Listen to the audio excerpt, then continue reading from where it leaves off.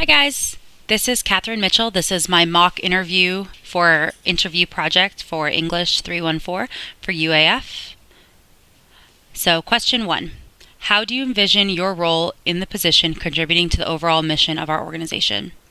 I know that the current mission statement of Apple is in direct relation to the products that they produce for their customers. I believe that my role would be to facilitate the safety of employees so that they can carry out that mission statement. My responsibility would be to foster and develop a culture of safety and preparedness in relation to emergency response so that the entire organization can run smoothly in that regards. Question 2. How would you go about establishing credibility with the team? My first task in establishing credibility would be to meet and observe the team directly, then discuss what shortcomings the team feel currently exist. Secondly, I would like to discuss what areas of operations and trainings I have observed, both with the team and with my supervisors, in kind of a roundtable discussion. And thirdly, I'd like to brainstorm with the team in that roundtable discussion about possible solutions that they see before suggesting my own solutions. This allows me to establish myself as both a member of the team, but a member with authority, as well as an approachable manager who's willing to integrate themselves into the current operations. Question 3. Can you describe a situation in which your work was criticized?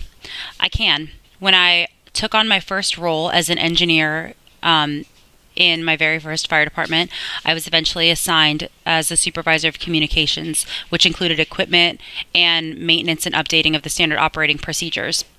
When I took over the program, I had hoped that I would be able to create a new method of tracking equipment. Equipment includes both personal radios that go in the gear and equipment that goes out in the engines and in the stations. So all of the equipment is constantly in flux and constantly moving around and needing updating and needing replacement parts. It's a very large program. So I wanted to create this very efficient system, and I thought I had done a really great job. I had spreadsheets, I had tracking documents. And then when I brought it to the table with the other chiefs and the other officers, and somebody else, tried to sit in the role, it ended up being very convoluted. So I realized that I need to step back when I'm working and look at it from a bigger picture and look at my work as if I'm not the one implementing the plans, so that anybody can come in and implement what I've designed. So that was really an eye-opener for me, that I need to make my work more applicable to anybody in the organization. Question 4. What irritates you about other people, and how do you handle it? I'd like to think that I don't get irritated at other people very often, but there are things that frustrate me. I get frustrated when people, especially managers, are inattentive to how their presence sets the tone in an organization. For my personal role, that means how they set the tone for safety and accountability. I believe that as a manager, you need to set the tone for all of your employees. You have to set an example that you want them to follow. You can't just dictate and tell them what they should be doing. So my goal in that is to establish a set of expectations for them that they know about and that I exemplify in myself.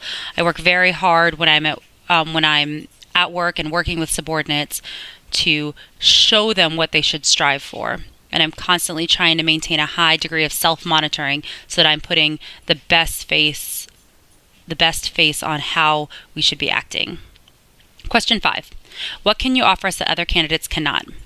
I can offer the organization a unique blend of education and experience in a very condensed timeline.